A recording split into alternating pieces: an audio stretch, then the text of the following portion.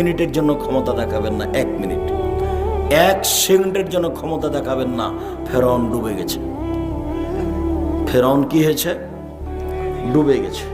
1 মিনিটের জন্য বংশীয় ক্ষমতা দেখাবেন না, দলীয় ক্ষমতা দেখাবেন না, টাকার ক্ষমতা দেখাবেন না।